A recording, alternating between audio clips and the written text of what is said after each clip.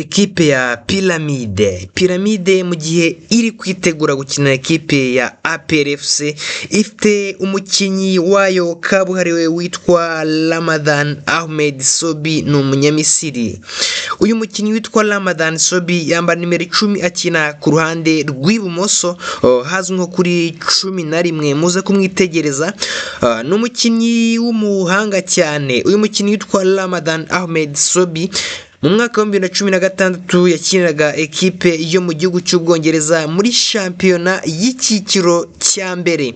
Uyu mukinnyi rero ni umukinnyi wo kwitega. Uyu mukinnyi witwa Ramadan Ahmed Sobi yakiniye mu ikipe yitwa Stoke City yo mu gihugu cy'Ubwongereza hari mu mwaka wa 2016, ayivamo mu mwaka wa 2018.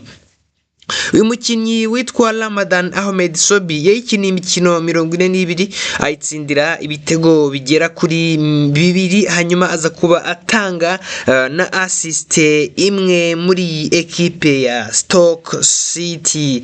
Ekipe ya Piramide yaguze uyu mukinnyi witwa Ramadan Ahmed Sobi mu mwaka wa 2020, bivuze ko ayimazemo sezo zigera kuri 5. Hanyuma uyu mukinnyi yitwa Ramadan Sobi yakinye muri ekipe ya Piramide ayikinira imikino 166, ayitsindira ibitego bigera kuri 35, aza kuba atanga na assist zigera kuri 32 mu minota igera ku 1010 yayikiniye iyi ekipe. Nkuko nabivuze, uyu mugabo yitwa Ramadan Sobi yambara nimero 10, aca ku ruhande rw'ibumoso left wing kuri 11. Muze kuba mumwitegereza kabisa, ni umusore w'umuhanga cyane.